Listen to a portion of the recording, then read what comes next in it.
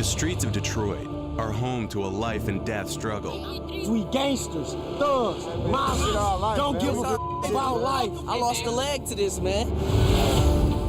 Detroit's gangs and the guns they wield threaten the lives of kids who spend every day growing up in fear of other kids. There's a young girl over here on the ground. She's been shot in her side. This is where it went in at. This is where it came out. Coming in! Police, coming in! Now, an elite police unit has been tasked with turning the tide in a war that's raged for decades. Once they see this, they tend to think twice. With aggressive tactics and unparalleled street smarts, they infiltrate a world of gangs, guns, and deadly consequences. You can't be perfect trying to control an imperfect world. Hands behind your back, don't mess it up. There's a whole lot of motherfuckers out here. The police, that's what we think of. Don't let no guards down. We going in hot, we going in ready. Get out of the ground. Bang it, bang it. Let me see the goddamn hands. Let's get up, let's get out, let's get something.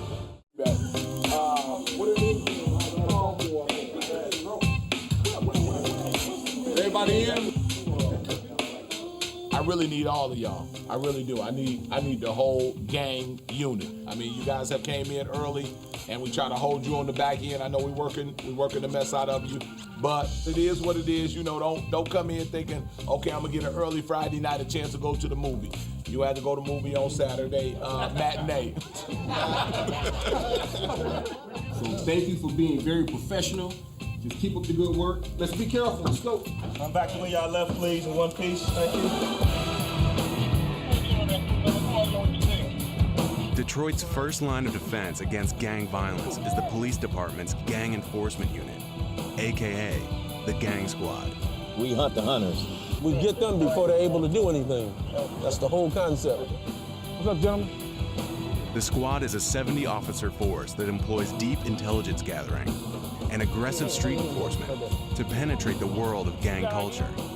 Our main focus are gangs, guns, and drugs, preferably guns.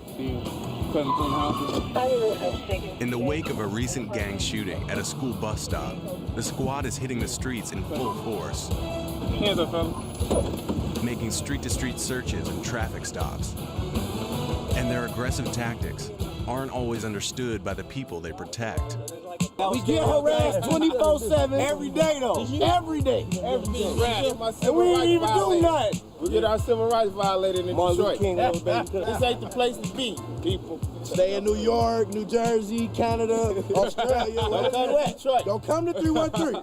If you get to that area code, you're doing something bad. They, for some reason, think we don't have nothing better to do than just ride around and mess with people until they're a victim. Every day is different. No day is the same.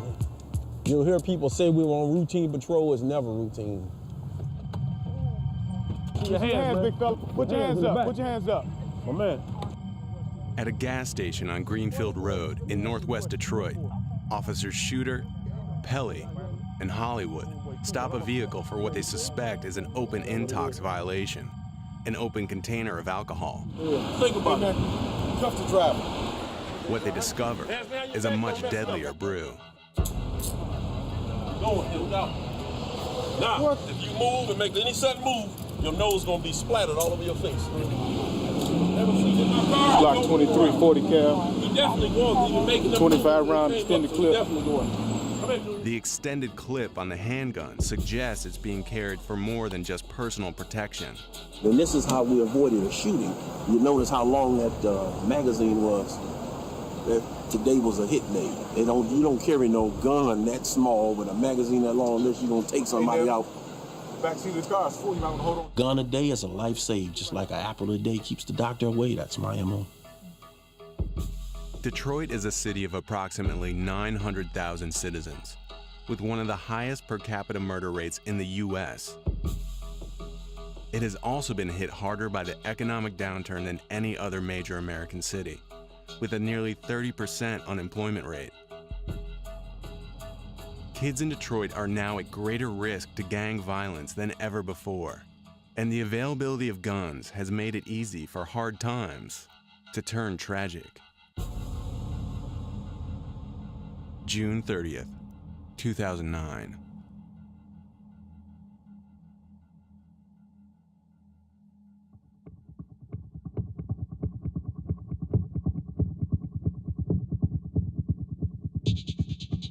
Detroit 911. Yes, I'm right here at the gas station on Warren and Southfield. I got a young girl over here on the ground. She's been shot in her side or her stomach or something. Okay, no, don't move, baby, don't move.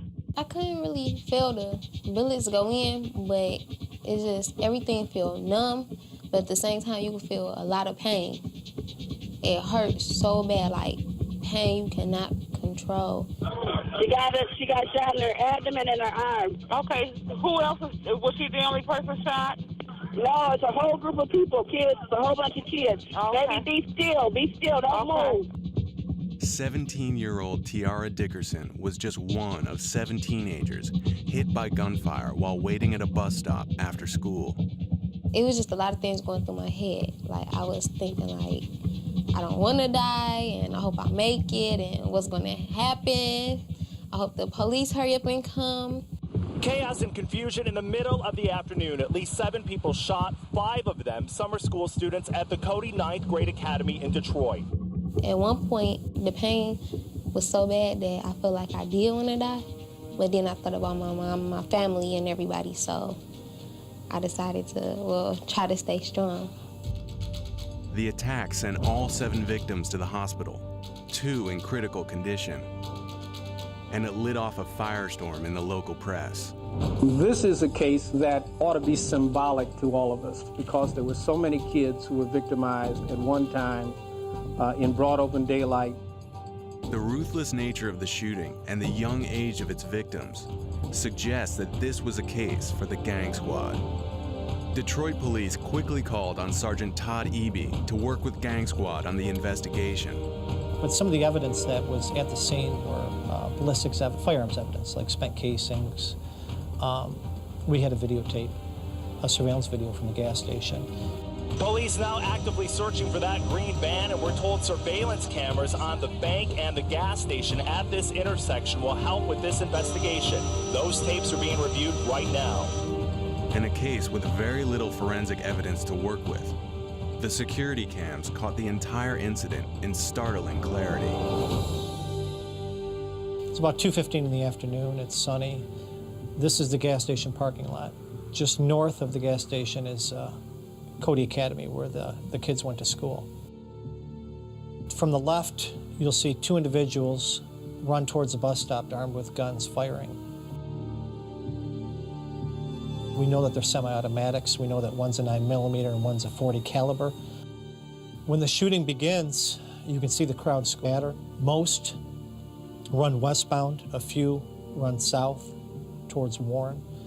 And although you can't see everybody involved, you can clearly see 2 specific people that are hit. The whole incident takes 10 seconds, and there's probably about 15 shots that are fired during the course of that brief period of time. From the videotape and eyewitness accounts, Sergeant Eby quickly confirmed the incident was gang-related and that the motive was revenge. One of these people that was shot was a rival gang member, and the other 6 people that were shot were, for lack of a better term, collateral damage. Now, Sergeant Eby is teaming up with the Detroit Gang Squad to identify the shooters and hunt them down. We're headed to the gas station right now, and Officer who is a member of the gang squad, him and I are going to kind of reenact or reconstruct the crime scene. This man is an intelligence officer with the gang squad. Known for his sense of style, he goes by the code name GQ. To protect his identity, GQ's real name will not be revealed. So it started over by this daycare. The 2 daycare workers saw them get dropped off. They knew something was suspicious. They came back right here, took off their t-shirts, wrapped them around their face, and then made a beeline towards that bus stop. Do you think that they were targeting just one person? We're pretty confident in saying that 6 of the people were unintended targets. The only thing they were guilty of doing that day was going to school and waiting at a bus stop. You know. What can Gang Squad do? You guys need to do what you normally do in these situations where you increase enforcement among the gang members, and at some point, somebody is going to tell us who did this. I don't believe for a minute that there's all these people out here at that time of day and these gang members don't know what happened or who did it. But clearly, people know. And I think you guys do a good job of, putting pressure where pressure needs to be placed, and I think that's what needs to be done here. As one of Gang Squad's intelligence men, GQ's mission is to work the streets for inside information on the bus stop shooting. That means cultivating sources and keeping his identity as a cop low-key. Sometimes even working undercover. What it is that you going out here and you mingling with the people in society every day, and to gather information to curtail crime. Gathering intel from gang sources is an investigative skill few officers have. GQ's ability to get people on the street to trust him comes from a lifetime of experience. Being raised and born on the west side of the city of Detroit, I know what it feels like to not have enough food. I know what it feels like to have my lights and gas shut off. I know what it feels like to have parents who are on drugs. One thing is just your attire and then the way that you talk, and then you got to know exactly where you are. You're trying to get information from the west side of Detroit. You know that the west siders, they look a certain way, they dress a certain way, because perception means a whole lot. I've got maybe 50 or 60 sources out here, so my reputation kind of speaks for itself. To GQ, sources are everything. But in neighborhoods like West Detroit, talking to the police can get you killed. GQ needs to find people vulnerable enough to spill what they know. We're going into the Southwest District, and we're going to gather some gang intel. They're just guys that have been arrested in the precinct for various crimes, and based on their crimes, we're going to ask some general questions and see exactly what we can come up with. The best source of information on a Detroit gang is often a member of a rival gang. Today, GQ is talking to young men who have just been arrested and who are likely to have gang ties. How you doing, man? You all right? If GQ can get them to open up, it could lead them one step closer to the bus stop shooters. How old are you? 18. 18? They call me GQ on the street. What do they call you? They just call me just Have you called your mom? Okay. What are they claiming that you had? Marijuana. How much? 4 bags. Oh, 4 bags? They brought you in here on some BS like that? Okay. That can be worked out. By appearing sympathetic, GQ uses his personality to earn trust. And trust can lead to truth. How many people are pretty much in the clique? I just hang around like 7 people, basically. Do you think that any of those guys will be willing to take a bullet for you? Big T. Big T? He in jail. He's locked up for what? Stealing cars. Stealing cars? Yeah. Who else? My friend Buck. Buck? Yeah. Okay. I'm gonna take you back and have...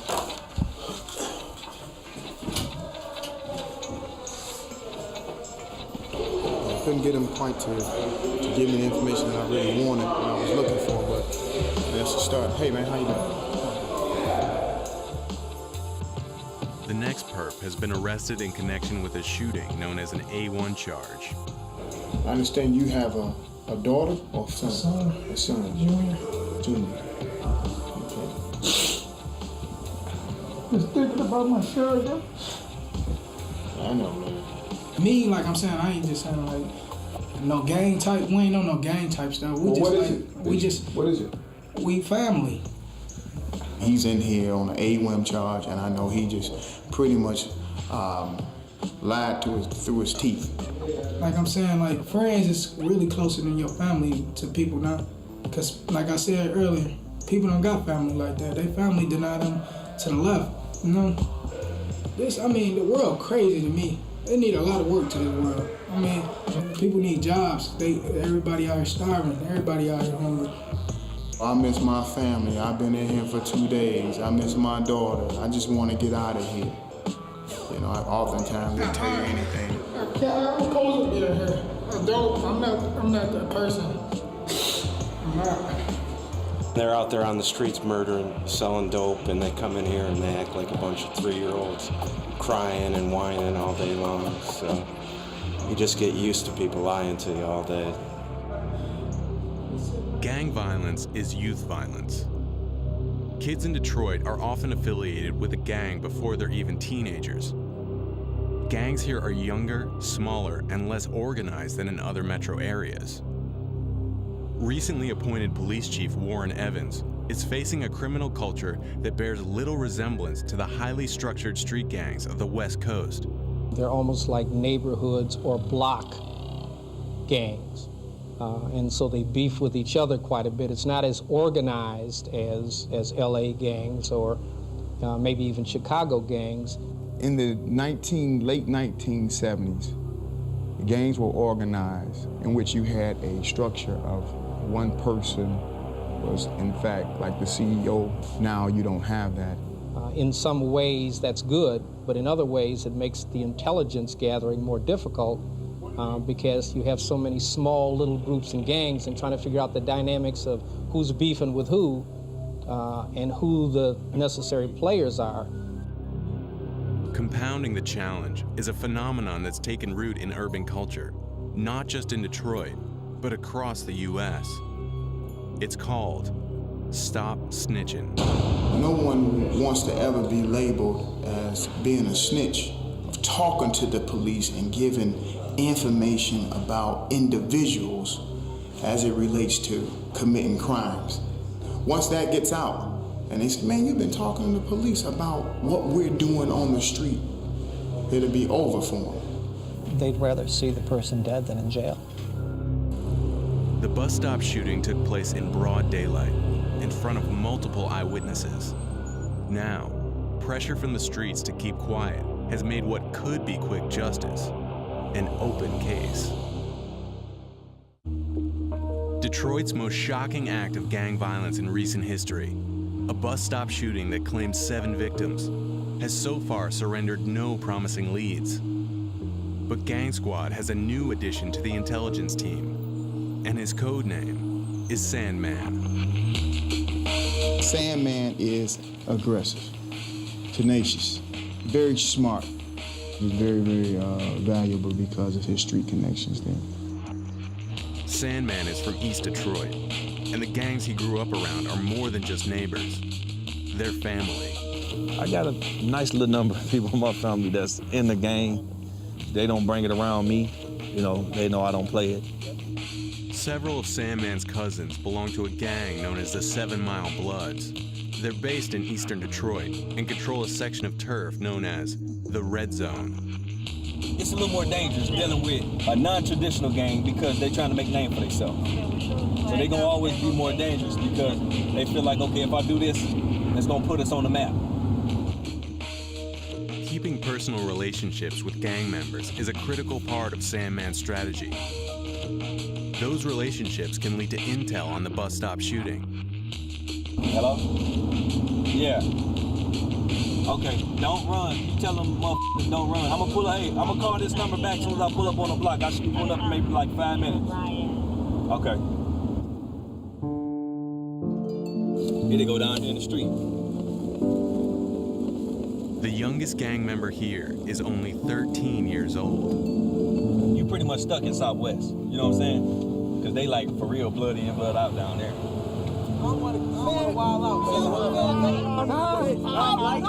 Gangsters, thugs, monsters, don't give a about life. I lost a leg to this, man. Hey, look around. Do this. Ain't no running from it. Everybody's 7 Mile Blood. Yeah, 7 Mile Blood's family over here. No outsiders, like I've been saying, man. Don't trust them, man. The police, that's what we think of. Prison ain't shit. What you talking about? Y'all know what it is? 7 Mile Blood gang. Run this man. Just tell y'all about it. Tell y'all about it, man. Free hop. Rule life. That's a shooting, man. This is shooting. Don't get it. Living in the city of Detroit, it's so easy to get caught up in peer pressure and what other people actually think about you. Nobody want to be considered to be soft. You know, my father was a very good disciplinarian. I think if it had not been for him, I probably would have, succumbed to the streets. Most of my friends, they didn't make it. And, sometimes you have to think that some kids in these neighborhoods, they never get a chance to get out of the neighborhood. It's just getting, worse each year. And everybody has a mind of their own. So if somebody feel like they want to be in a gang and go kill somebody to get recognized, that's what they're going to do, no matter who tries to stop. See murder, bitch.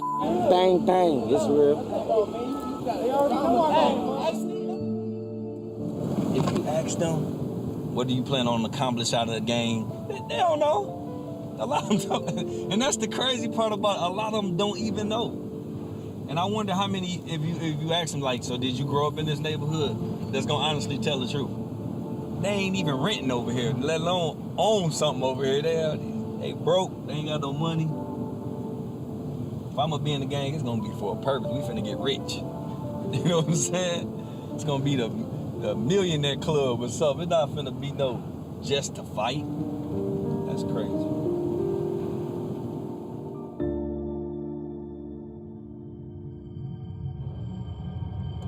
In the case of the bus stop shooting, GQ and Sandman's talents are beginning to pay dividends. The gang responsible for the shooting is now believed to be a crew known as the Joy Road Hit Squad, one of Detroit's oldest and most violent gangs. I'm from Joy Road, I'm from Joy Road, I'm from Joy Road, X and 9. I'm from Joy Road, I'm from Joy Road, I'm from Joy Road, X and 9. This gang is responsible for a number of different shootings, armed robberies, carjackings. Hello, how you doing? It's me again. I'm back, dog. From the backyard, still pushing that crack hard. I'm from the hood, in case you didn't know, it's X and Nina. Where them boys made big weight. They're involved in the drug trade. So, clearly the gang is a violent group of individuals.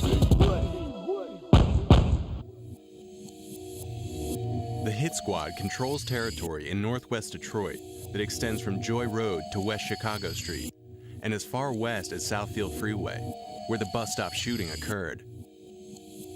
Police believe the hit was motivated by revenge against a rival gang member. What's more, eyewitnesses have identified two primary suspects. We don't have an arrest warrant for anybody, obviously, but there's certainly people that we're focusing on. And these individuals are younger, 19, 20 years old, and represent part of the Hit Squad. Their number one person of interest is Demetrius Hinton, a teen who's also wanted in connection with a more recent drug-related homicide. Hinton is still at large. Now, it's up to GQ and Sandman to locate the suspects before the trail runs cold. Yeah, at 5 o'clock. Okay.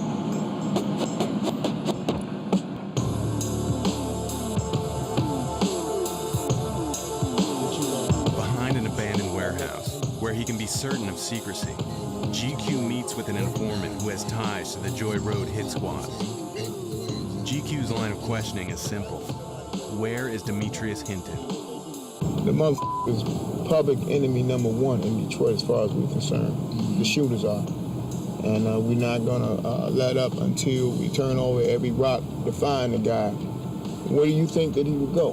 Where would a 15, 16-year-old go? Somewhere with some family. It had to be somewhere with some family. Wyoming. The source delivers and gives GQ the latest intel on the Hit Squad and the whereabouts of their prime suspect. From meetups like this one, Gang Squad is able to come up with a location on Demetrius Hinton. Demetrius Hinton, we just found out, he's been in Minnesota for the last 4 days. So he's down there rolling, selling dope. Source don't know exactly where in Minnesota, but apparently that the kid used to roll for the source, so. Any other units know about this source? No, I just got it today in the last 30 minutes. He is aware that we're looking for him. I don't even think so. I don't even think he knows. That's why he says out. I do have his associates here. This is right-hand man. They're not involved, right? Not involved, but they're part of the Hit Squad, so. Oh, yeah. do a full workup on each and every one of them, meaning we know all of their associates and also family members, girlfriends, and stuff like that, just in case, they try to get in touch with each other, which is probably going to happen. That's right. And That's right. It's a waiting game. And as soon as the suspects surface, the squad will be ready to strike.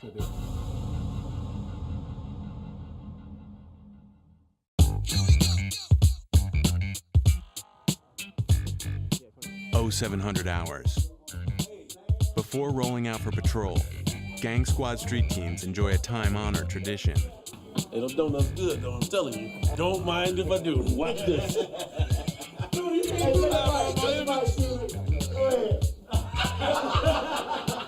This is how we uphold our image. I'm gonna uphold it today.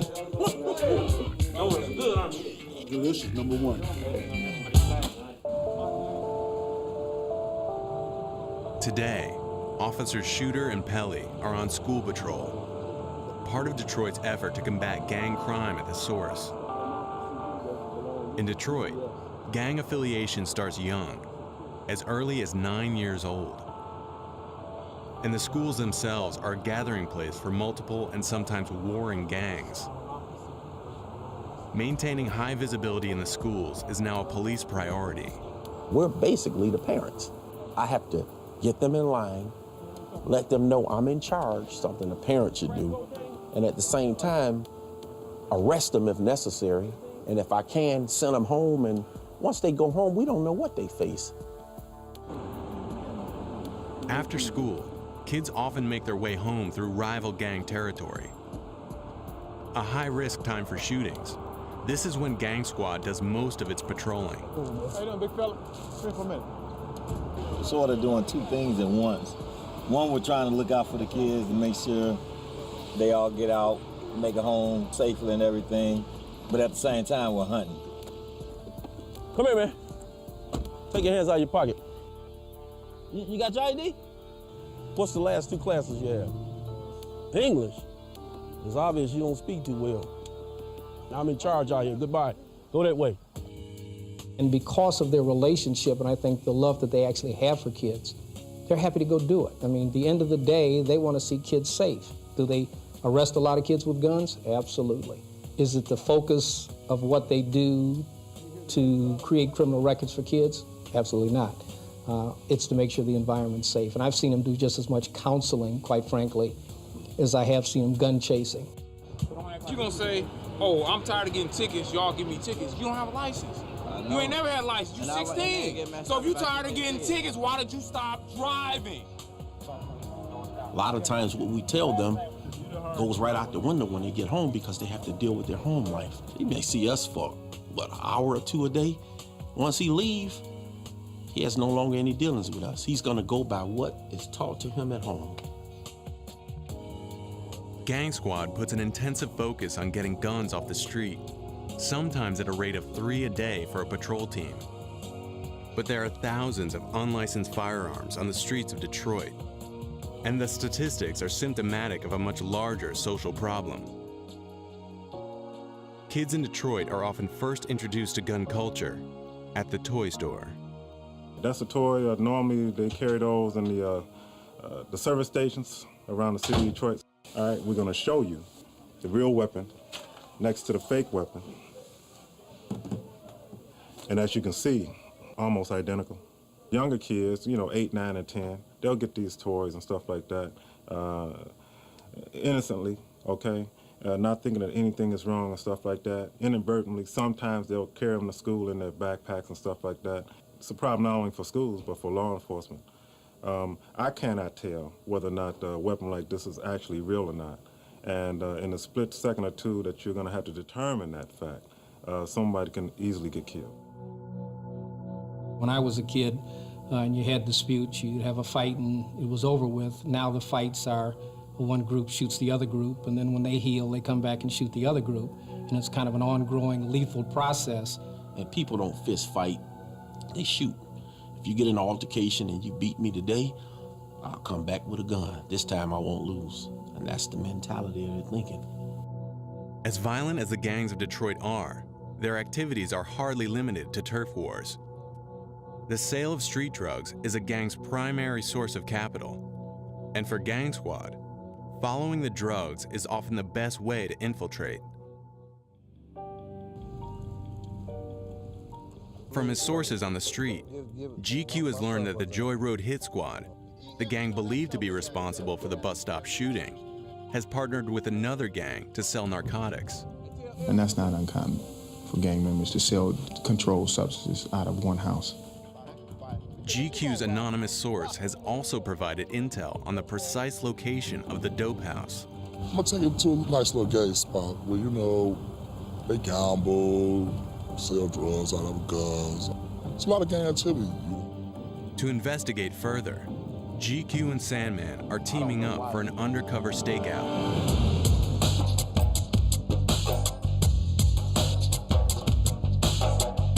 In civilian clothes, they're on their way to the territory of a gang known as BCB.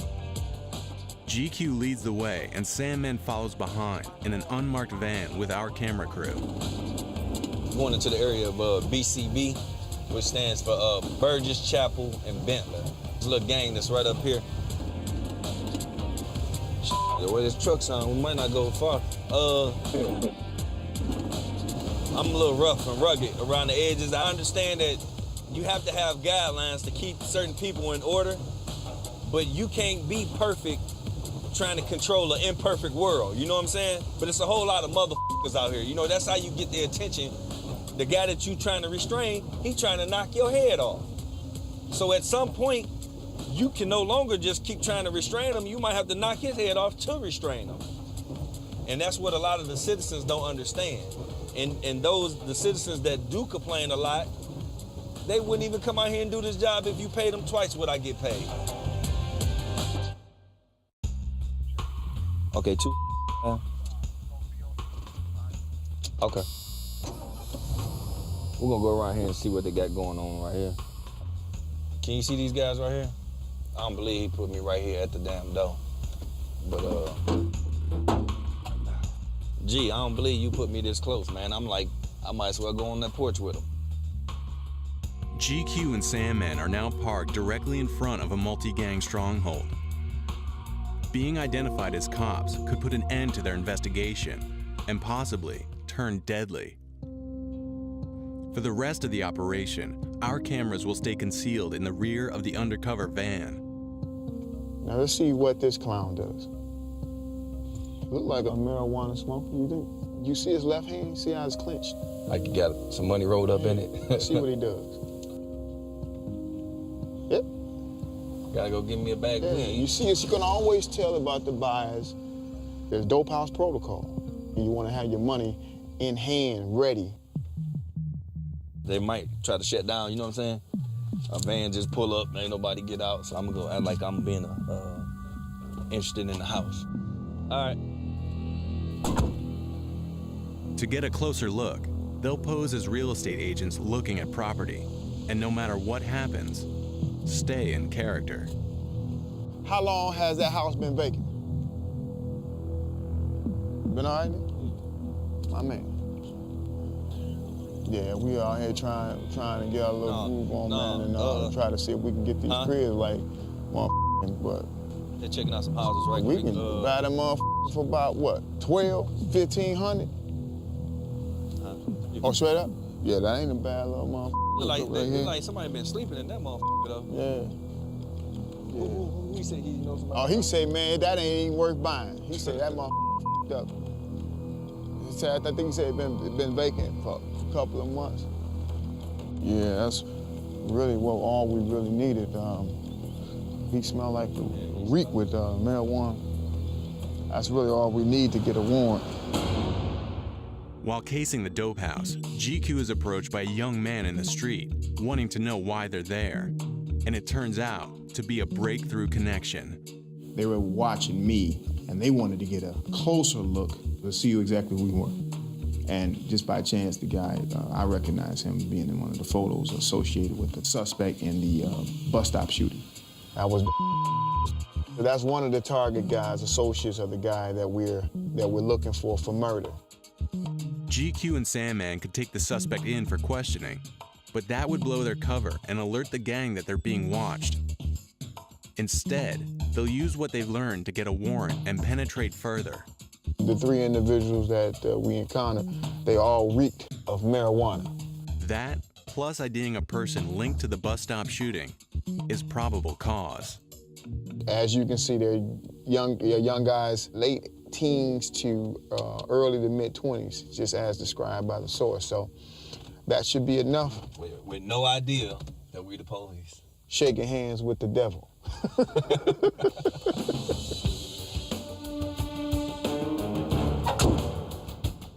I got enough probable cause to get a warrant. We have 48 hours to execute it. Officer for Detroit Police Department Gang Squad Unit, I have a probable cause search warrant. I don't like to wait to execute a search warrant. So many things can happen within a 48-hour time frame. The probability of the drugs not being there, that's likely. So once I get the information, I really want to run with it.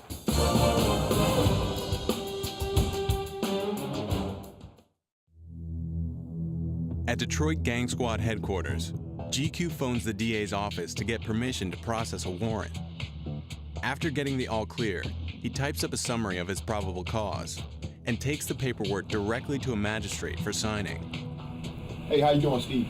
Morning. Hey, listen, we got a source that has some real good information about a certain address. We did some surveillance yesterday, met the target seller. Also, there could be an individual that's wanted for murder and 8 counts of attempt murder related to that bus stop incident earlier this year. I need to see it in writing. If it's not in writing, it doesn't exist. I got it approved through the assistant prosecutor this morning over the phone. Swear firm contents of the affidavit in support of the warrant? I do.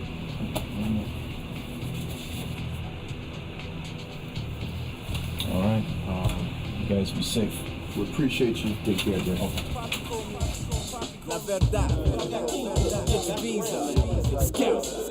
Warrant in hand, Gang Squad mobilizes for an immediate raid on the BCB drug house. Ain't a boy out here that could test my game. How would I look letting another man affect my lane? They need to move quickly in order to capitalize on the intel gathered by GQ and Sandman. And they're up against an unknown number of armed gang members. Raid time. Showdown. We need a K9 unit coming at some point.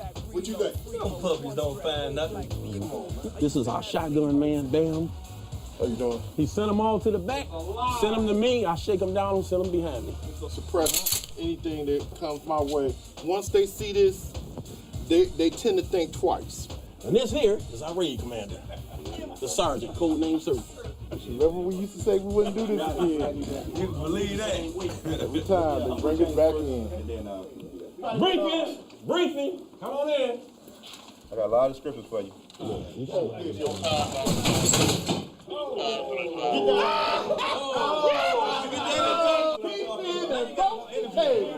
Hey, 400 gangster, look at that. Bust that sucker into. It was weak. You tore your pants. Hey, you look like a gingerbread cookie.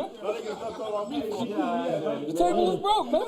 What am I supposed to do? We got the vans? It was weak. Let's get on with this. Everybody up? Okay, gonna do the search warrant. That's gonna be a 1-story, green wood frame, single family dwelling. It's gonna be a black male, 19 to 23 years of age, wearing a black jogging suit. Possible name of the. So who I got on shotgun? All right, Ruff, you shotgun. Who's back up? Shooter. Rep, where you gonna be? Prisoner. All right. This is a house that's being operated by BCB gang members, Bentley, Chapel, and Burgess. You know, they terrorize that neighborhood. They do a lot of robberies. Going to be guns inside those cars. Going to be guns on those persons. If we encounter fire coming out, we're gonna take cover. I'll declare the barricaded government. No one fire into the house if you hear shots inside. Clearly defined target. Clearly defined target. You can't see, don't shoot. Don't let your shit down. Don't let no guards down. We going in hot. We going in ready. All right. Everything to me is ready to rock. Okay. I got one rule. Y'all come back to this briefing the way y'all left it.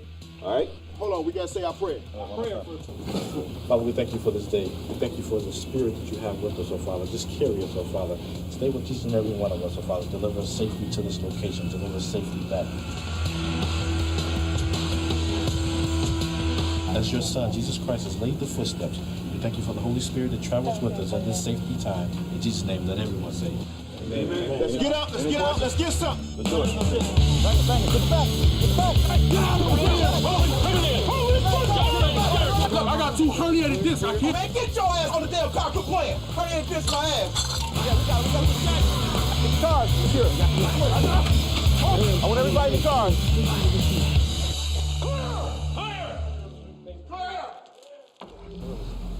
The squad takes the house with military precision and cuffs everyone found on or near the property.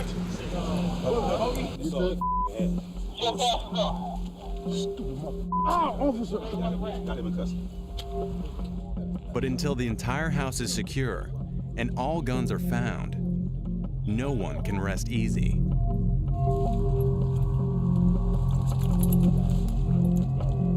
There's multiple people inside that house. We found marijuana. It was constituted a felony, possession with intent to deliver. We found a parole violator, as well as confiscated a few $1,000s. More important than a drug bust, Gang Squad may have apprehended a familiar face. This man matches the mugshot of Demetrius Hinton, the primary person of interest in the bus stop shooting case. What up, Edge? Hey, we think we might have this Hinton cat in custody. We're trying to match him up against the pictures. He look like him, but we still want to make sure. Look exactly like it. Yeah, we want to be sure though. Yep. But we're hoping that he may be the person involved in the shooting. That's what we're hoping. If it's not him, he's a hell of a twin brother. Yeah, he got a heck of a twin. Detroit's Gang Squad may have just cracked the bus stop shooting case, but they'll need to check fingerprints to determine if they've collared the right man, and it will take forensics to link him to the crime. The suspect is also wanted for a more recent shooting, a homicide in which Detroit police recovered a 9mm handgun. Proving a match between that gun and shell casings recovered from the bus stop shooting will take the case to the next level. We're trying to draw comparisons between the gun and the casings. The gun that was used in the homicide, obviously, and the casings that were left at the scene. Detroit's own ballistics lab was recently shuttered after too many errors were found in its exam results. So it's at the state crime lab that both gun and shell casings undergo rigorous testing to determine a match. So in this case, we were asked to look at several 9mm fired cartridge cases, and we were given a Glock 9mm pistol. In this case, we would take test shots from the pistol and make our comparisons to the evidence found at the scene. First, the Glock 9mm is fired into a sealed, water-filled test tank. It's a neutral environment that ensures any markings on the bullets or shell casings are from the gun itself. Then, the test rounds can be compared to shell casings recovered from the bus stop using a comparison microscope. When fired, every gun leaves a unique signature on both bullet and casing. These striations are as individual as fingerprints and can be used to determine a certifiable match between guns and the crimes they're used to commit. If the shells found at the bus stop match the gun used in Demetrius Hinton's other alleged homicide, it's strong evidence linking Hinton to the bus stop shooting. But lab results can take days to process, and Gang Squad will have to wait for the outcome to know if they've got the right man. And they aren't the only ones hoping for justice. You just got home from school, ugly? Yeah. What y'all do at school today? I did some math and science. You ain't learned nothing? She'll never do nothing. For 17-year-old Tiara Dickerson, the bus stop shooting isn't a newspaper headline or a case to solve. It's a reality she and her family struggle to overcome every day. My first surgery was in my arm. It's a metal pin and screws down here to keep it together, and it's gonna be there forever. They had to repair about 7 different things in my stomach. My intestines, I know that they had to put back together. I was there when it happened. It was crazy. Yeah. It was real sad, yeah. She was just laying there so little and just almost lifeless. A lot of things that I knew always could happen, I never thought it could happen to me. It helped me realize that it can happen to anybody, no matter who you are, how old you are, or where you are. It can happen to anybody at any time. Now I really don't like to be alone. I don't like the dark, and I don't like to be around as many people that I don't know. And I really don't like to stand at a bus stop anymore. You know, you think about your own family, and you think about how a kid who could, you know, be doing the right thing, going to school, and just standing by a bus stop, ends up with the inability to ever have children, and you know, wear a colostomy bag the rest of their life. You know, and you know, the worst thing they ever did that day was get out of bed and go to school. Tiara is nearing a full recovery. But there are thousands of kids in Detroit who aren't so lucky. What are some of your dreams? So my dreams? To get better. I want to, hopefully I heal up all the way and then graduate high school and go to college, maybe in Florida, or stay here and go to college and become a lawyer, or I'll become a counselor and work with kids. We prayed real hard, and it worked, so I'm glad she okay. I don't mess with y'all. Unless y'all up here making noise. Same person out there.